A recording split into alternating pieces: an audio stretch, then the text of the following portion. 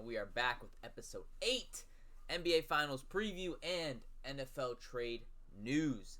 A lot of great stuff to talk about today, man. Like I just said, NFL trade news, the NBA Finals, we got WNBA, we got, what else do we have? And we also have that new game that I mentioned a little bit ago. It's going to be great, man. We got some great stuff, man. But you guys can tell by this wonderful graphic that I'm going to show you guys here in a second. Here we go, 7th corner, bang. You guys can see by this wonderful graphic, we are currently live. You guys can see the NBA Finals preview. You got the Knicks, you have the Spurs tonight at 8:30. Make sure you guys are tuning into that. You got your boy Seb in the middle, and of course the Myles Garrett trade. Not only was it Myles Garrett trade today, but there was also finally a resolution to the A.J Brown drama, and we're gonna talk about it. We are most definitely going to talk about it. Whoa, what happened here? Hold on, guys. Sorry. All right, man. And yeah, last time we were in this episode, OKC and the Spurs are still going at it. Obviously OKC ended up losing Game 7. It was quite a game, man. It was quite a game. Once Luke Cornette came running down the court like he was LeBron and got the chase down block, it basically sealed the deal for me. At that point, I knew the Spurs were gonna win. At that point, it was over. It was so over for OKC. But yeah, let's go back in order though, right? Let's talk about the finals, the NBA Finals, Knicks versus Spurs. The last time the Knicks were in the NBA Finals, I believe, was 1999. Did I remember that correctly? Someone fact check me here, chat. I'm going to fact check myself. 1999, there we go. 1999 was the last time that the New York Knicks were in the NBA Finals. And we're here to talk about it, man. We're going to preview this game happening tonight in just a couple of hours before they get underway. Let's go ahead and move myself around here. Let's go down to right here. We can put myself right here. No biggie. All right, man. So you guys can see, the freaking Spurs are favored to win this game by 4.5 points. Now, if you guys haven't seen my tweet already that I posted on keys for both teams to be able to win this NBA Finals, no worries. We're going to go through it right now. Which brings me back to my Sportswithseb on Twitter, guys. Make sure you guys are following along on that, guys. All right, I can post like basically all day, every day on there. And make sure you guys are sticking around, bro. Come on, let's go. Get to it. Here we go, right here. NBA Finals, keys to winning. For the San Antonio Spurs, Fox, Castle, and Harper need to continue to score the ball and close out games. Guys, in the previous series versus OKC, I said, with Fox out in those first couple games, when he comes back, he needs to be able to close out the series because Wemby's good enough to get them 2 games with or without him, and he did just that. And now, you look at the last closing game, especially that Game 7, where all 3 of them, the 3 guards that I named there, they combined for 43 points by the end of the night to advance to the NBA Finals. Guys, if these 3 guys can continue to be as powerful on offense and as much as a nuisance on defense, this Spurs team can be a major problem. I would say a major upset, but they're favored to win the game tonight. I don't know about the NBA Finals in general. I haven't looked at those odds yet, but I imagine if they're favored tonight, they're probably favored to win the whole thing. So that's just one thing. The second thing, Wemby. He needs to pace himself against a tough defense. Do not force any shots. Versus OKC, it got to a point where he started to kind of force the ball a little bit because he wasn't making enough shots. There was one game especially, I believe it was Game 4, I want to say. It was one of the games that they had lost. And let's just go to him. I know exactly. It was the one that he basically didn't make a 3 the whole night. That's free throws right here. This one. This is Game 5. Game 5. Right? He went 4 for 15, 0 for 5 from 3. He forced a lot of shots in that game trying to come back versus OKC. They did end up losing by 13, but you can't do everything yourself, Wemby. You're as much as a threat as you are on defense. You are as much as a threat on offense, but you do have guys that can help you offensively with Fox, with Castle, with Harper. These guys are knocking down shots, especially in the big moments. Just pace yourself. You don't need to shoot every shot on offense. You can get away with passing the ball out. Let those guys go to work. Focus on being a major problem on defense for that Knicks team. And just take it easy, right? And then the last thing, take advantage and win at home. The New York Knicks are 6-1 on the road in the playoffs so far, and they've won 6 of their last road games in the NBA playoffs, guys. They are a huge problem right now. They are on a big roll. The Spurs need to take advantage that they start the NBA Finals with home court, and that is going to be how the Spurs win the NBA Finals. If they can stick with those 3 key points, they can win this thing. Moving on to the New York Knicks. Let's move myself over here now. The New York Knicks. You got to tire out Wemby. Okay? Throw him different defensive looks every possession. Make him do what I just said for him not to do. Make him force the shot. Make him think too much. Make him fold under pressure. The New York Knicks have one of the best defenses in the NBA playoffs right now. Hold on, I have my stats here. Let's see here. They allow the least amount of points per game in the NBA playoffs, and they also allow the lowest 3-point percentage in the NBA playoffs thus far at 30%. So if the Knicks can continue to be a problem all around on defense, tire out Wemby, throw him those different looks, and continue to limit their offense, they could be in good shape. The second thing, they got to share the wealth and avoid a shooting slump. They're number 1 in the playoffs in points per game, and field goal percentage, and three-point percentage as a team in this NBA playoffs.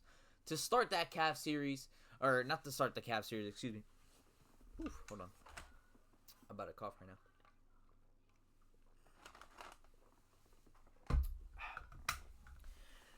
To start this series, you want to make sure you don't start off with a shooting slump, especially in Game 1 on the road in San Antonio. You need to be able to have, I know they had those 9 days of, like almost 9 days or 7 days of rest right now between their series and this series, and the end of this series and the start of the NBA Finals. They've had quite some time to rest, but that could be a problem. It could start them off with another shooting slump, and we do not want to see that if you are the New York Knicks and you are a New York Knicks fan. You want to see them rolling on all cylinders out the gate, especially, again, on the road versus the San Antonio Spurs. The third thing, defense needs to continue to be a nuisance. Knicks allow the lowest points per game to opponents and the lowest three-point percentage. I said this, guys, if they just tire them out, share the ball, and continue to limit the Spurs offense, especially with Castle, Fox, and Harper coming off a huge offensive series versus OKC, the Knicks could be in good shape to win this NBA Finals. Now, if I'm going to give my overall prediction on this series, I want to say that the New York Knicks could pull this off in 7 games. I definitely think this is going to be a great battle. I definitely think the OKC versus Spurs series is going to end up being a better series than this series will. But I do think like this series can also be pretty good. It might go 7. I could also see it ending in 6. But honestly, it really just depends on a lot of things, on how a lot of things unfold. But just before anything happens, if I'm giving straight guess, I'm going to say Knicks in 7. That was my guess that I posted, or that I'm going to post later tonight on Sportswithseb at 8:30 right before the game starts. So make sure you guys are tuning into that. Ending in 5, not going to lie. Ending in 5, but to who, though? Who's winning? Knicks or Spurs? This guy's going to say Spurs. I already know. Of course, there it is. Spurs. This guy's a fraud, bro. This guy's a fraud.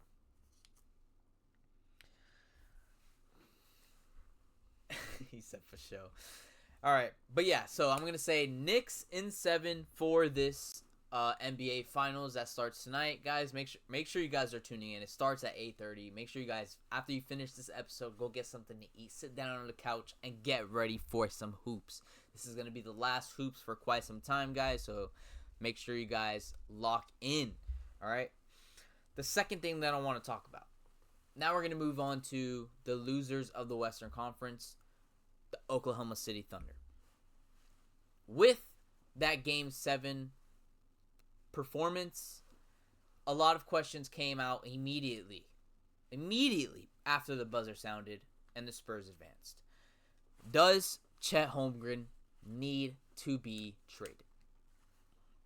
At first, you look back at that Game 7 performance, and immediately my first thought is, yeah, trade him. Get him out of there. This is ridiculous. How can you shoot 2 shots in a Game 7, only score 4 points, not even get over, 5 rebounds in that game? You have 4 rebounds, 2 turnovers in an elimination game to go to the NBA Finals.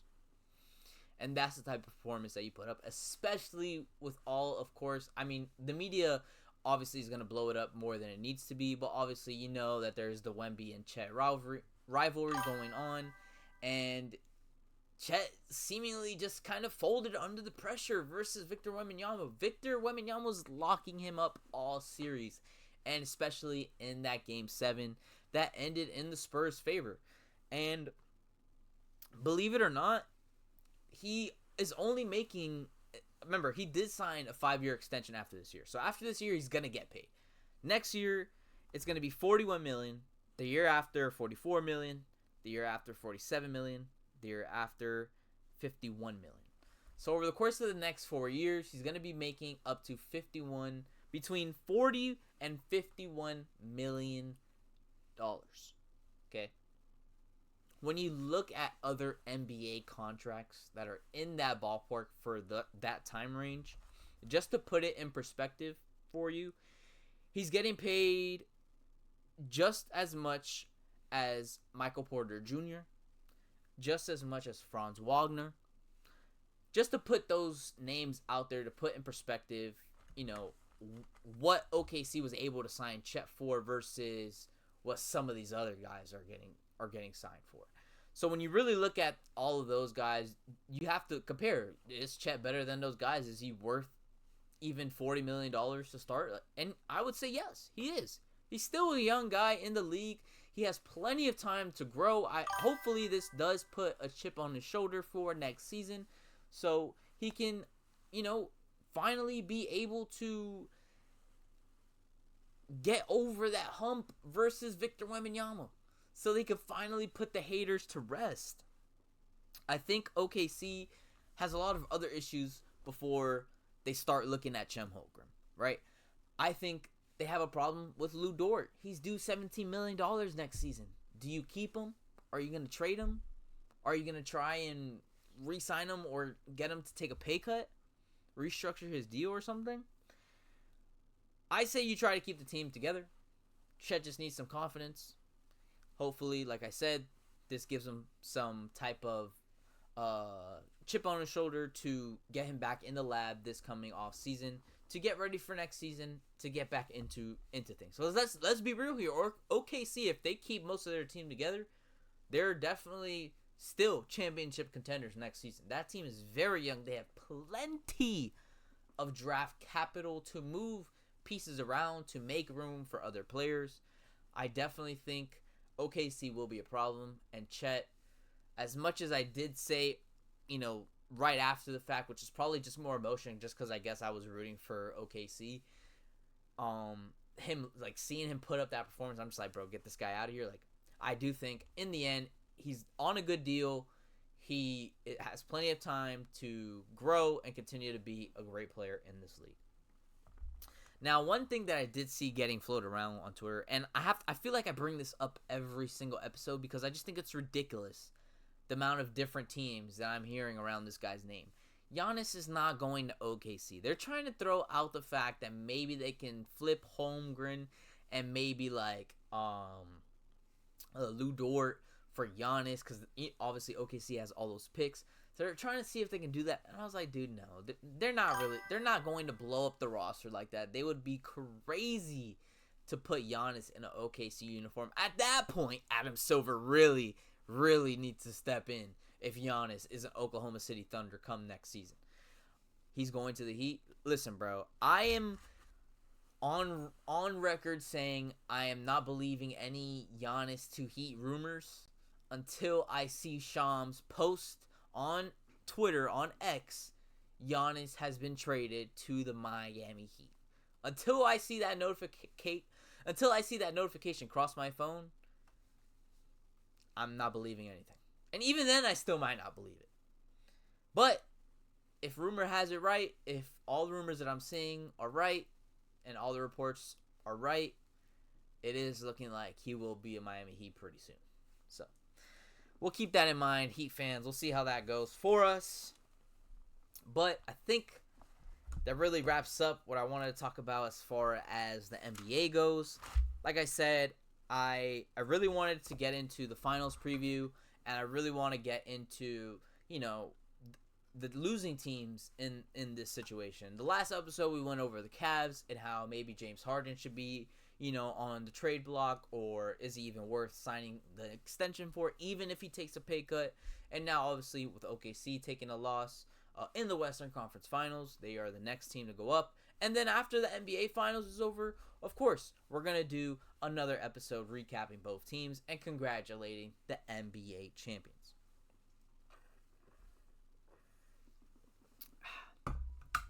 But we're going to continue with basketball. We're just going to move over to the WNBA, right?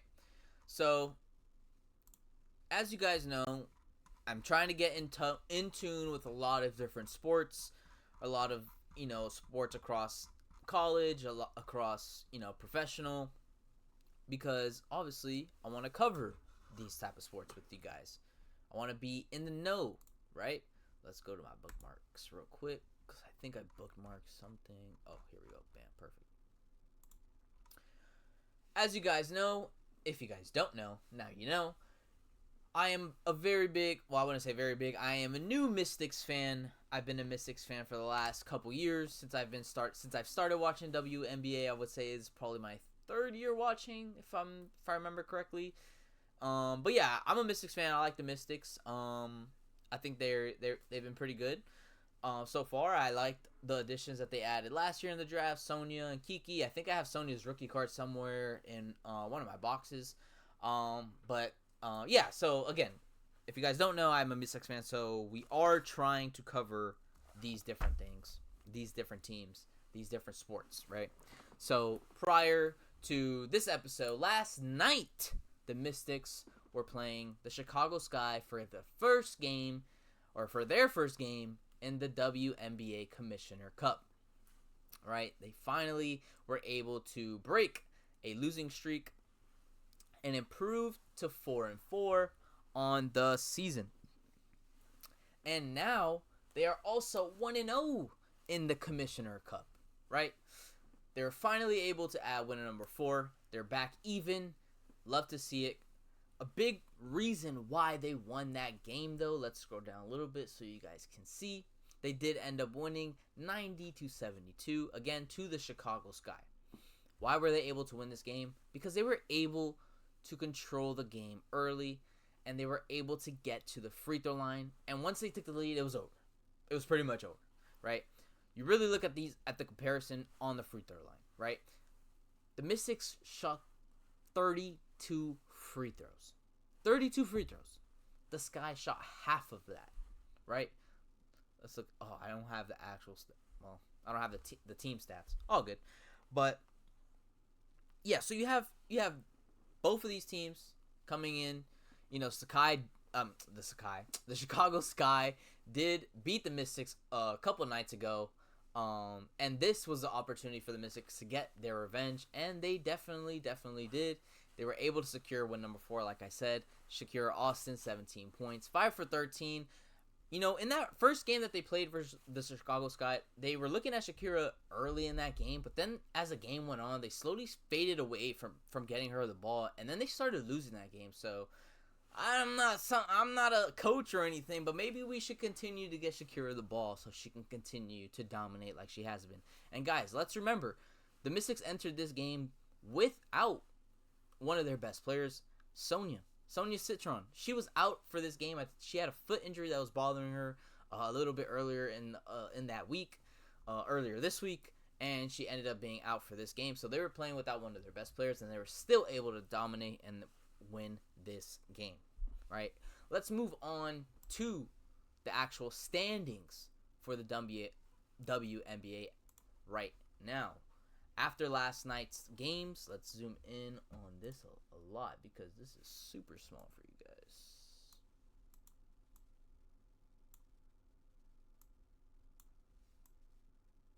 Okay, right. So let's actually just go like this. Bang. There we go.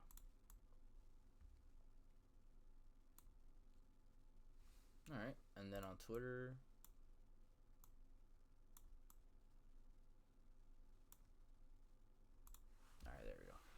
So you look at the WNBA standings as it is right now.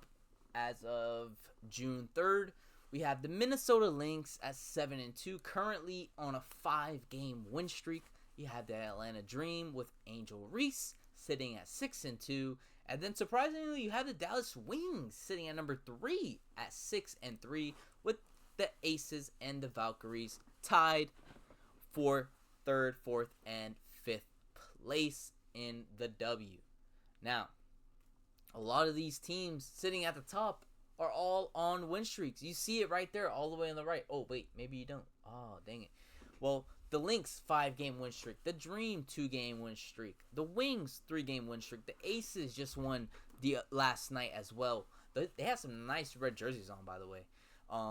And you also have the Liberty coming back and winning 2 games after some tough losses. The Toronto Tempo with 2 wins in a row coming back after a couple losses.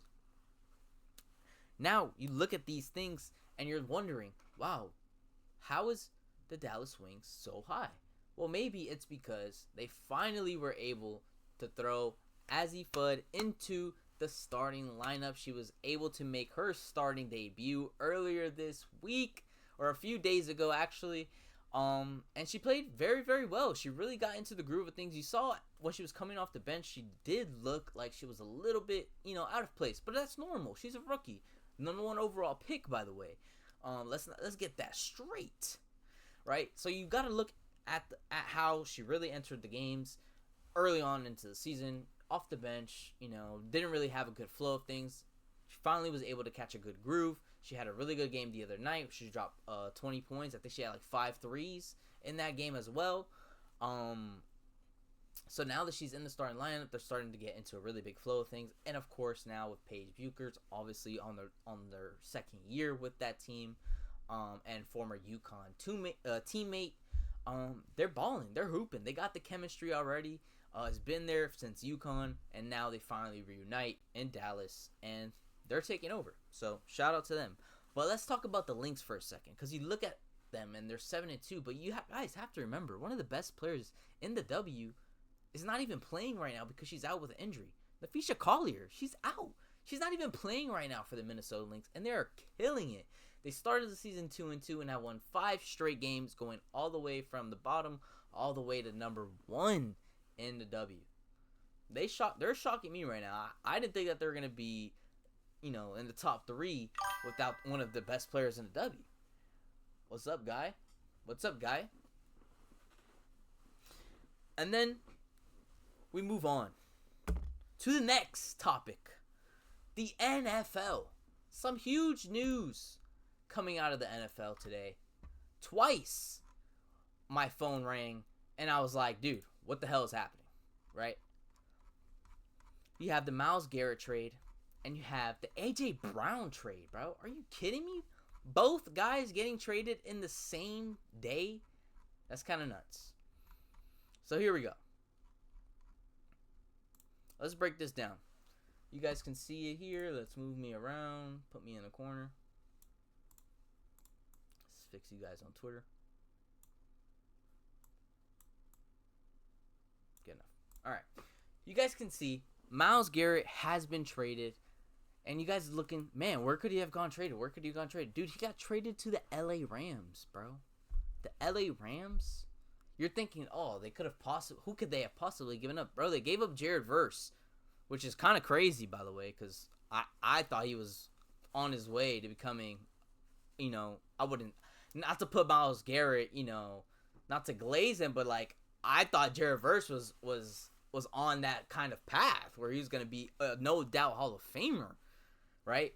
But nonetheless, the Rams decided to part ways. They also traded a 2027 first round pick, a 2028 second round pick, and a 2029 third round pick, all going to the Browns. Man, this is crazy. This is like the Thunder getting Giannis by trading A.J Brown. Oh God, this was a robbery. I don't even know for who though. That's my thing. But anyways, the Browns, they get Jared Verse. They got 3 picks over the next 3 years. And the Rams get an immediate impact. Myles Garrett, no doubtably a Hall of Famer, Defensive Player of the Year, to pair him up with the MVP winner. It's pretty insane. Jared Verse is good, but he's nowhere near Garrett's level. I agree. He's nowhere near Garrett's level, but I would say he could be on that level. If you obviously let some time go by, you let him keep playing, like we saw Myles Garrett. We saw Myles Garrett go from nothing to a no doubt Hall of Famer. I thought Jared Verse could be on a similar path. But hey, I don't coach the Rams, so, it is what it is. But he gets traded to the Rams. The Rams are really on that motto where they say F those picks, man. They do not care for those picks. They drafted their future quarterback in this year's draft as well, Ty Simpson, with the 13th overall pick. And now they are trying to immediately win another Super Bowl with Matthew Stafford's window slowly closing. I do not know how long Matthew Stafford really has left to play in this league. If I had to guess, if he wins a Super Bowl this year, it'll be over. If he doesn't, he might just go one more year and play and see if he can try one more time with Myles Garrett. Garrett was never nothing. He was just on the Browns. No, I'm not saying, well, when you get drafted, you're nothing. You have no stats. That's what I meant. Like, you go from being drafted, which is nothing, to finally now being a Hall of Famer. But yeah, he was on the Browns. Obviously, a poor franchise to be on and a waste of talent for that team. Because they amounted to nothing. Let's see here. So can the Rams really win the Super Bowl now with this move? I say yes. I mean, I think my early prediction right now for a Super Bowl, super early prediction, if I had to put something out there right now, I would say Rams and Patriots. Especially after what the Patriots did to yesterday too, or not yesterday, on the first too. And I think this is just like a no-brainer. This basically puts them as favorites. If I had money to put right now, I'm putting it on the Rams to win it all. Pats, yeah, bro. I'm saying the Pats, bro. Their team is stacked, bro. Their defense is no joke. And they just added A.J. Brown for basically nothing. Like, they're a problem, man. They're a problem. But let's move into that trade, right? Let's talk about it. Let's go to the Philadelphia Eagles and the New England Patriots. So the Philadelphia Eagles finally traded A.J. Brown to the New England Patriots for a 2027 5th-round pick and a 2028 first-round pick. So 2 picks go to the Eagles, and the Patriots get their guy, their star receiver, to reunite with former Titans head coach Mike Vrabel. Oh, I misspelled Mike on that. No way, chat. Damn, nobody saw that. Pretend nobody saw that. Pretend there's a K there. Whoever my editor is, bro, fire him right now. Fire him. Anyways, they finally reunite Mike Vrabel and A.J. Brown in New England. Obviously, the Patriots coming off of their Super Bowl loss this past season. They were looking to beef up that wide receiver room, especially with Stephon Diggs being, Stephon Diggs. So they're looking for a number one receiver, and immediately when A.J. Brown got there, he took the number one. So, safe to say, Stephon Diggs is probably not coming back next season for the New England Patriots. And yeah, I think this puts the Patriots, again, in contention to win a Super Bowl. I think outside, unless the Chiefs start off with Patrick Mahomes super healthy in the beginning of the year and they have him week 1, I really don't think there's much competition. You have the Chiefs, I would say maybe the Bengals if they could finally block for Joe Burrow. And there was another team that I had on here. Let's see. The Chiefs, the Ravens, and the Bills. Actually, I didn't even mention the Bengals. I meant to say the Bills. They just both started with the B. Broncos got better. The Broncos did get better, and that defense is always going to be really good. I just don't think they have it yet. Like I think they're like where the Ravens are right now, where they're kind of just, or where they were rather, where they're kind of just, they're stuck just getting to the AFC title game and eventually collapsing. I do think that they can make a run at winning their division. I mean, that division is super tough with the Chargers and the Chiefs. But yeah, of course. Well, I wouldn't say Bo Nix injury away from the Super Bowl. I think New England still would have beat the Broncos. But yeah, obviously if Bo Nix comes back super healthy again, they got to make sure they have it back week 1. I don't remember how serious his injury was. Is he going to be out for quite some time, or was it just, I think it was just like an ankle, if I'm not wrong, right? But yeah, obviously if Bo Nix is back week 1, no, it was a fractured ankle. Okay, so it was a fracture. Okay. Well, let's see what happens. If he comes back week 1, then the Broncos could always make a run. I'm not opposed to that either. They have a really, really good defense. I love Patrick Surtain. He's one of my favorite DBs in the NFL.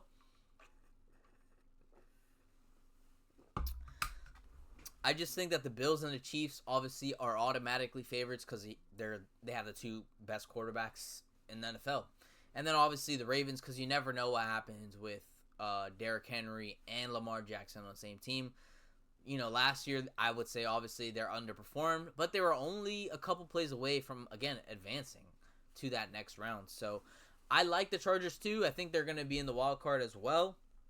I think another team that will actually have a fall off is the Jacksonville Jaguars. I do think that this year, I think the Houston Texans will win that division. And maybe the Jaguars slip in, maybe in the last wild card spot. But I do think the Jaguars take a bit of a fall off this season.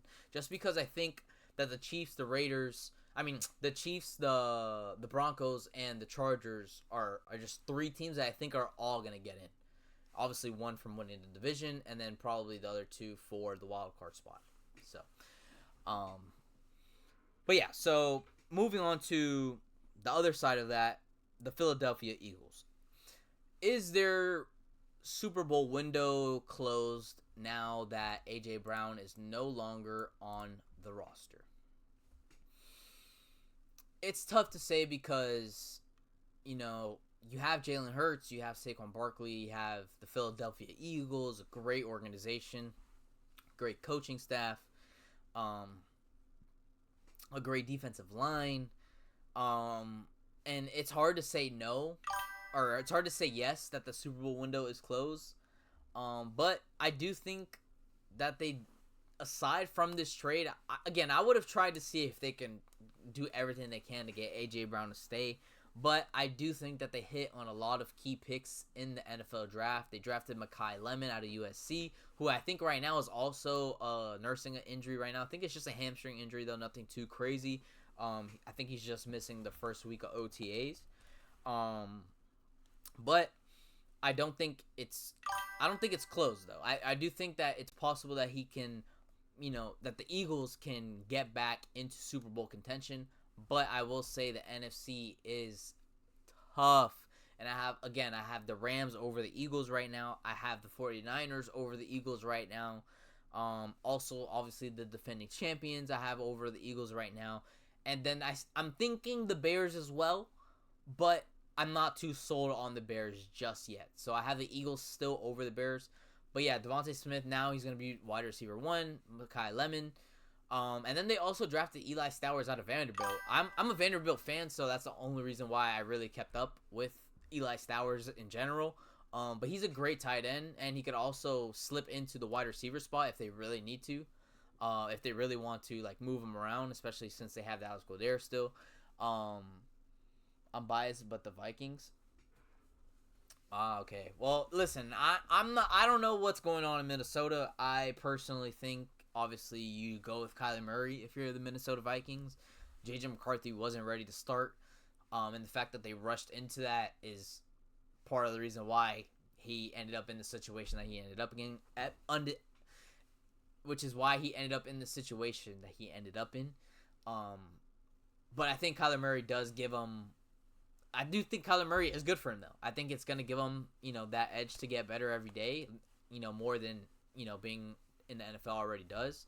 So now you have a guy that, you come to compete with every single day. You have to get better no matter what. And again, I think Kyler Murray is just kind of on a prove-it deal right now, so that way next season he could really find a good team to land with that's looking for a quarterback. But yeah, the competition isn't even close. Yeah, Kyler Murray is blowing him out the water from what I saw. But yeah, I think if you're Kyler Murray, you play the year out, you play as well as you can, and you obviously look around at deals for another team for the next season. Because obviously the Vikings drafted J.J. McCarthy to be their guy. They're not going to just, draft him for no reason and cut their losses and stick with Kyler Murray. At least I don't think so. I don't think it would be very smart to do that. But, to each their own. But yeah, so if I'm going to be real, I have the Rams, the Seattle Seahawks, and the 49ers over the Eagles as far as making it to the Super Bowl. And I also am in between the Bears and the Eagles right now. I still have the Eagles over the Bears, but that could always change as we get closer and closer to the NFL season. Kyler's young enough to where if he looks good, we could ditch JJ. You think? Yeah, really? How old is Kyler Murray? I thought he was in his 30s. Maybe he's like 28.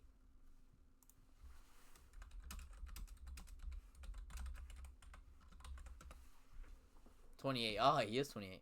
Oh, okay. That's not too bad then. Yeah, that's not too bad. 28 is not too bad. You definitely can get him like on if he plays good this season. You sign him for, a 3-year deal until he's 32. Kind of see where you guys are at. If it's time for JJ, it's time for JJ. If you guys haven't already ditched him. Or, if it's time to look back in the draft. I'm sure there'll be some quarterbacks available at that time. All right. And I think, guys, honestly, that's pretty much all I had on schedule for today. We talked about the NBA Finals. We talked about, who we think is going to win. We talked about OKC, do they really need to trade Chet? We talked about the WNBA. We talked about the breaking news for Myles Garrett. And we talked about the breaking news for A.J. Brown. We can't waste having the wide receiver one of the league with waiting for 9. No, yeah, I agree. You have Justin Jefferson, and I know that man is getting impatient.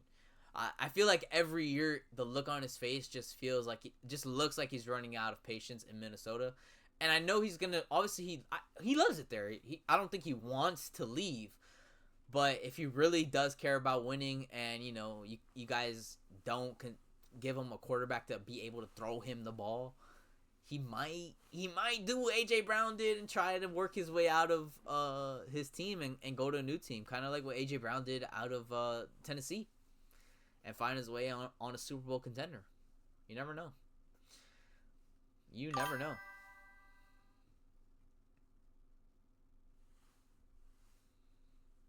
wanted him to request a trade last year? Yeah, man. Listen, if I know... if I'm Justin Jefferson, I would do everything I can to go to Cincinnati and go play with Jamar Chase. You put the two best receivers in the league on the same team, that team would go crazy. I mean... The bank accountant for the Cincinnati Bengals would be screaming for the amount of money that they're wasting on just the three guys: Joe Burrow, Jamar Chase, and Justin Jefferson. But that's a Super Bowl winner automatically.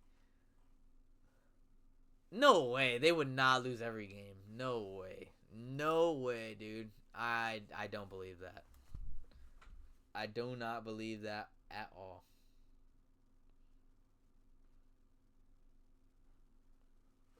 Let's see what people on Twitter are telling me. We're in a debate right now about Chet.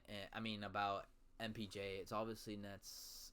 I'm obviously a Nets fan, so that didn't do what you think it did, and you went all the way.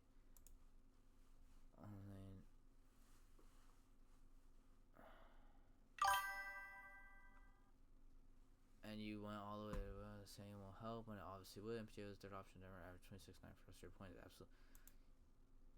My point is not wrong because you guys still suck. Yeah, no. These guys are obviously just yapping, bro. Obviously, he's a Nets fan. I wasn't trying. It wasn't a shot to come at him, but we're talking about J-Dub. They're talking about obviously the Nets trading for Jalen Williams, right? And my comment was, what the trend of treating number 2 and number 3 options on a championship team as a number 1 is crazy. Did the Nets not learn after the MPJ trade? And then, he's talking about the highest contract doesn't make him the number 1 option, which again wasn't my point. And you said that MPJ's still on the team. And I mentioned that. I never said this makes him the number 1 option. I just said simply he's better. He would be the best player on the team. He has to be the number 1 option. I mean, you have to be a Nets fan because there's no way you think a team with J-Dub and MPJ is leading the way to a playoff. Like, it's not at all. At all. And people are yappers, bro. They obviously just don't know ball. It would be the same. Oh no, I have a personal grudge against Chet. Oh damn, what's up with Chet, bro? Why are you hating on Chet? MPJ is a 12 and 15 points per game scorer at most on a contending team. Yeah, I guess apparently he averaged 26 points on the Nuggets, which is cool, but he can do that for the Nets, and they still blow. So I don't really understand. But anyways, he knocked out my high school in the state tournament. I see. Damn, bro, that sucks. Well, he's a hooper, though. What can you say? He's a hooper.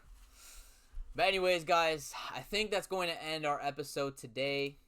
I wanted to get into the game here, but I'll do it another day. I have some editing now that I got to do before the NBA final starts. Guys, if you guys aren't already following me on all platforms, make sure you guys follow me at Sportswithseb on Twitter, on Twitch, YouTube, Instagram, TikTok, everything. Make sure you guys check it out. We'll catch you guys later in the next one. AU Gold, it was a pleasure seeing you again. Zay, it was a pleasure seeing you again. I'll see you guys in the next one.